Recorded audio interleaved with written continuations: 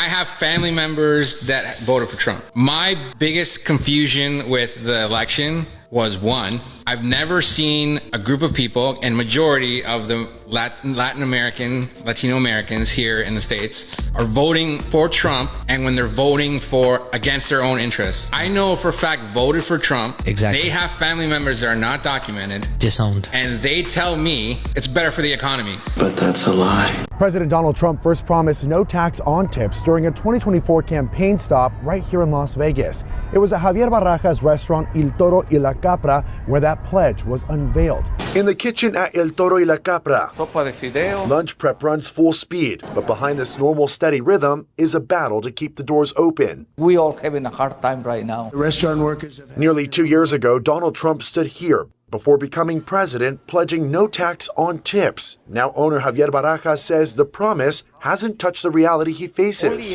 As a business owner, what has happened to you throughout this entire time? As it is, when he came, it was already hard for businesses. Look at that. Our prices are coming down. Their prices, it's a hoax. They're just, remember they said the Inflation Reduction Act, remember that? Billions and billions, hundreds of billions of dollars. And after they got it approved, because we had a few Republicans that went along with that whole hoax. There's this fake narrative that the Democrats talk about, affordability. They just say the word. It doesn't mean anything to anybody. You just say it. Affordability. I inherited the worst inflation in history. There was no affordability. Nobody could afford anything. The word affordability is a con job by the Democrats. A few moments later. But right now, as the time go on, it's even impossible, almost impossible to keep our doors open.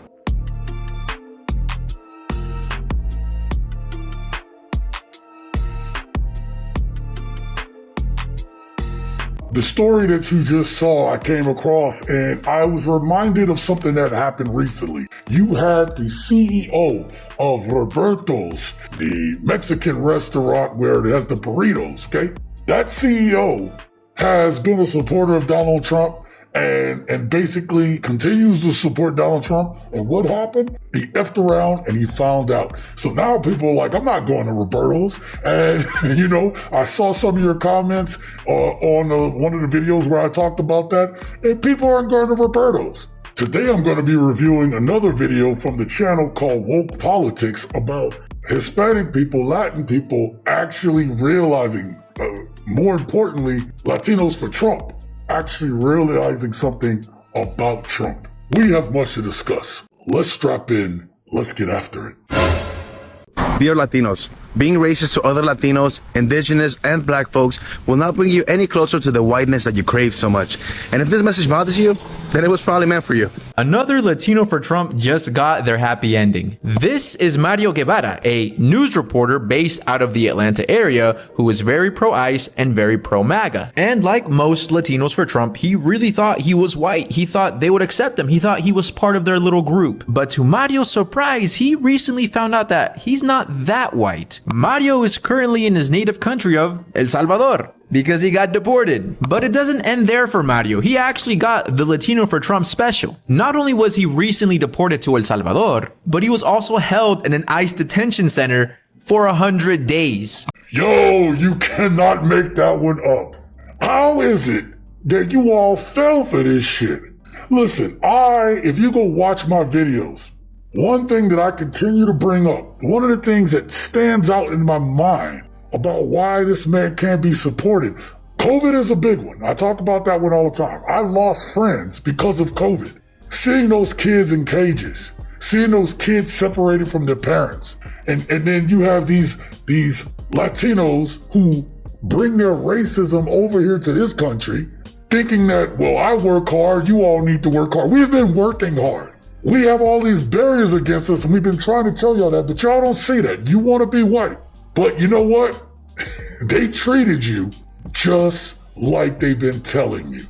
And the fact that they not only deported him, but had him in ICE detention, you cannot make that FAFO up. Now, after being deported to El Salvador, Mario released this statement, and what's insane to me is that he is still bootlegging. He still thinks he's white. He still thinks that MAGA loves him. He still thinks that he's part of their special little group. So after all the stuff that happened to him, he still supported MAGA?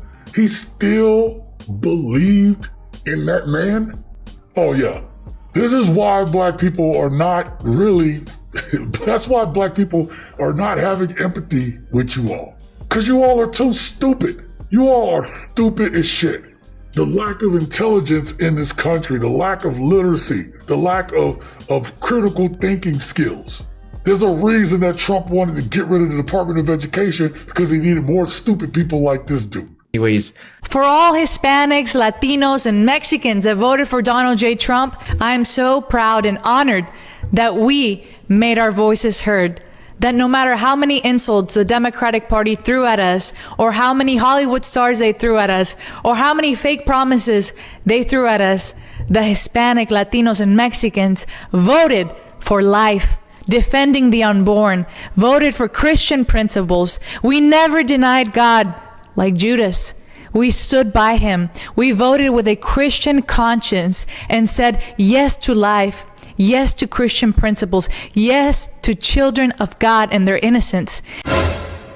I had to stop this because my ears are goddamn bleeding.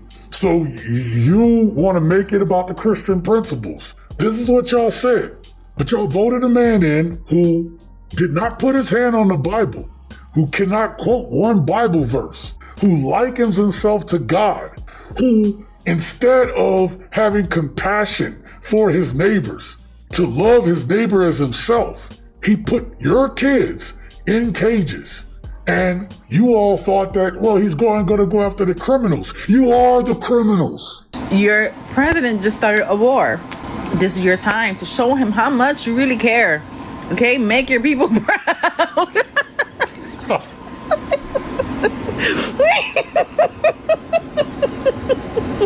Okay, make sure you bring your playlist. I will vote for Donald Trump. Latinos, you can scream MAGA all you want, vote red, only speak English, even call ICE yourself, but you will never be the exception. You will never be white, and it's not going to stop you from getting racially profiled. Was it worth it? No, seriously, was it worth it? To the 60% of Latino voters that voted for Donald Trump, was it worth it? That's the question. If you didn't know, ICE is conducting raids across the country, primarily targeting the Latino community. I genuinely cannot wrap my head around the people that voted for this man and are minorities and are part of the Latino community. I was shocked when I saw that 60% number, because this man from day one, 2016, has had it out for y'all. He did not fuck with y'all, bruh. And y'all freely handed him the election. And now look at what he's doing. Because there are white illegal immigrants. But then the only people that are getting locked up right now are people that are Latino, that are black, people that are full citizens, but because of how they look, they are getting detained. All they talked about was illegal immigrants, the illegals. The same propaganda they used against us back in the 90s and before, when they were around the 1990s with the gangs and stuff. All you heard was the buzzwords, making it seem like all black people were in these gangs.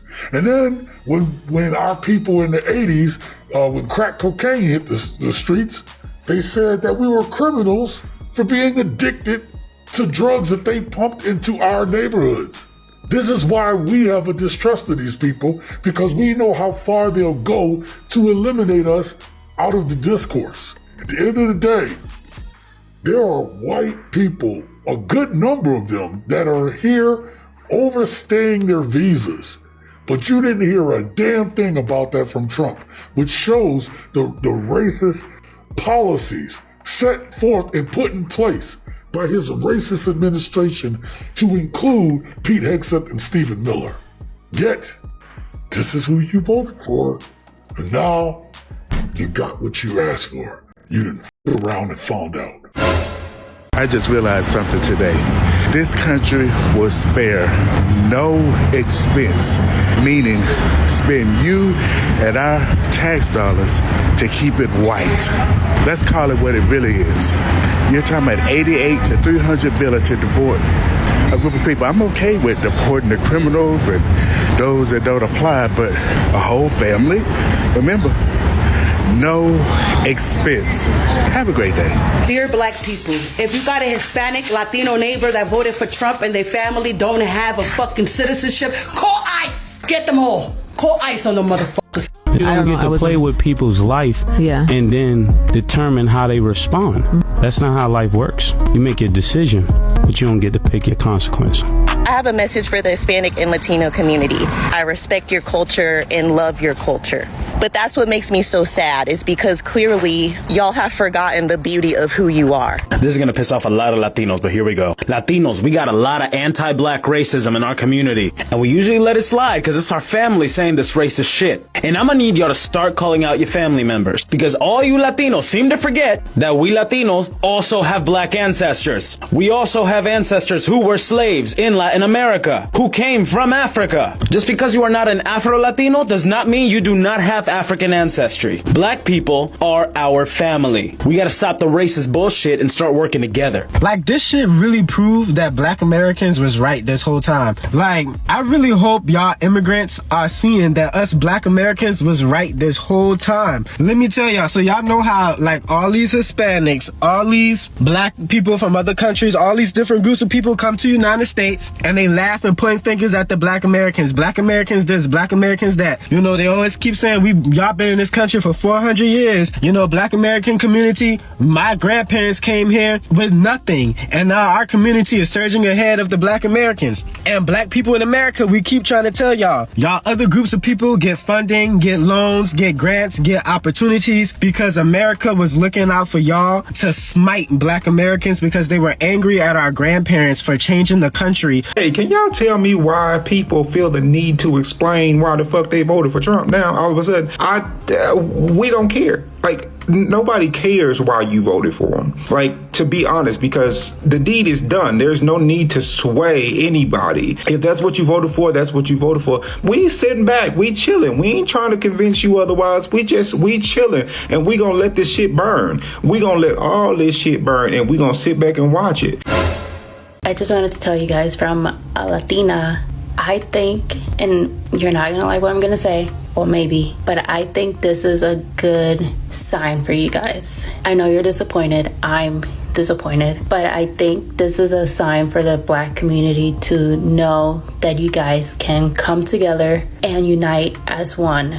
Versus all our other communities are not there. I've seen a lot of black creators talk about how we need to keep solidarity and keep coalitions with people who we've built up over years. Let me tell you something as to why I will no longer be supporting people that do not care or honor my life. Because at the end of the day, when we support each other, it is reciprocated. It is something that we're supposed to do together as a unit. Because if I'm supporting you and you can't do the very small things by addressing the anti-blackness in your communities, addressing the issues that we are having with your community, and you have all the smoke for black women or black people, but you fail to do the checks and balances in your own system, in your own community, that's not something I want to be a part of. And I'm totally fine with burning the bridge. I do not need snakes in my organization. To me, this is a shame because it's not in my nature normally to just hate anybody.